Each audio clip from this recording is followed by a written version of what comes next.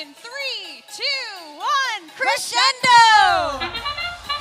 Match number 11 here in the upper bracket of your district championship in the Evergreen Pacific Northwest.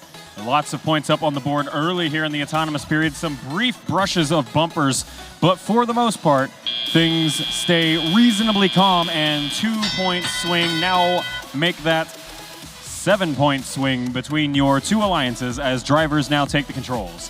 Under the red stage we go for all three Red Alliance machines, the 1, 2, 3 cycle in the low, upper, and upper goals respectively, making up a 5-point rotation there for the Red Alliance. And now ORF will go back to that amp to pick up another 1-pointer and enable future amplification of their speaker.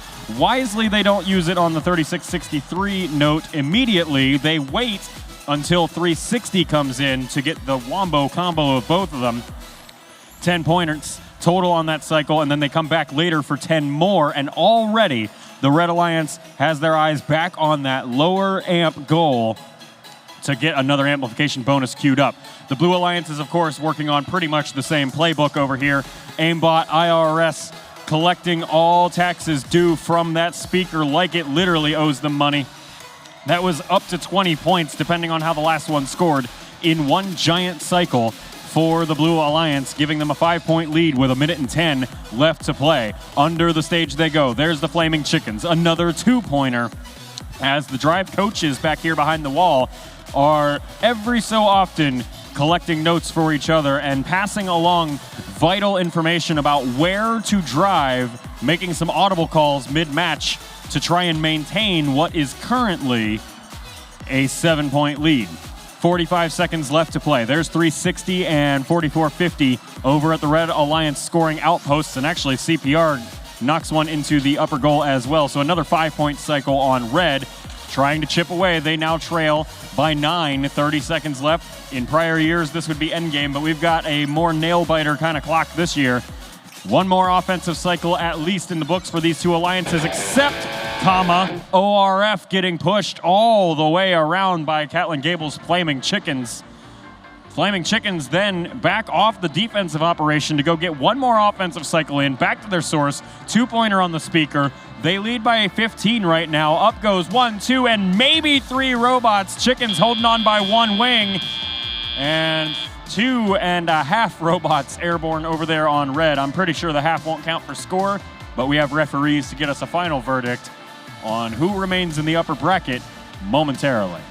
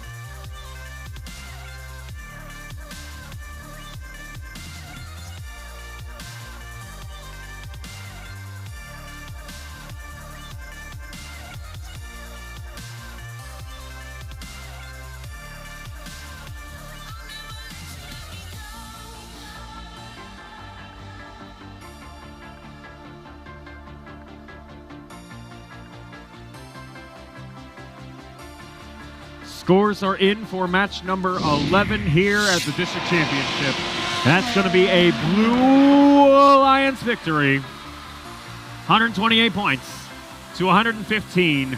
Alliance 8 suffers their first loss at the hands of Alliance 6. Alliance 6 in blue gets a one-way ticket straight to the finals. Alliance 8 has to duke it out one more time in round 5, match 13, where they will go on to face the winner of the next upcoming match. Talk to me, Brett. This is a drama fest if I've ever seen one this week.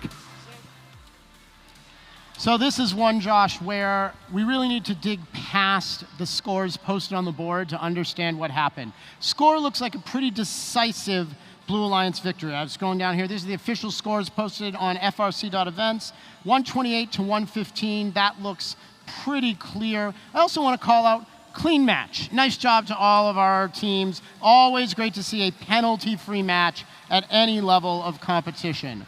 But I think the story here comes when we start to look at more than just the points, but how those points were scored. Let's start up here on the autonomous period. You see the Red Alliance, 4 notes scored in the speaker. The Blue Alliance, 5 notes scored in the speaker during autonomous. Just 1 note difference, but that's 5 points because each note in the autonomous period is worth 5 points. If I scroll down, we look at the teleoperated period.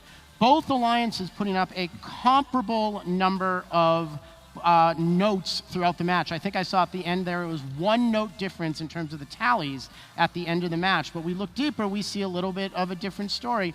Red Alliance, 9 speaker notes, 12 amplified. Blue Alliance, 7 speaker notes unamplified, and 14. So the same 21 notes scored in the speaker across the match for each alliance. But the Blue Alliance able to put 2 more of those notes in while amplification was active versus while it was not. And you called out during the match in your commentary that Blue Alliance timing that button push properly, taking advantage of that pass strategy. When we're getting down here to this level of competition, you saw same number of notes. And the difference in the match, in addition to some endgame points here, turned out to be who took better advantage of the speaker and the amplification. And it's sometimes even just that 1 or 2 seconds waiting until the alliance partner is right on your back bumper before you go. Speaking of bumpers, we've got bumpers showing on the field for our next playoff match. Match number 12 will be queued up in just a few moments.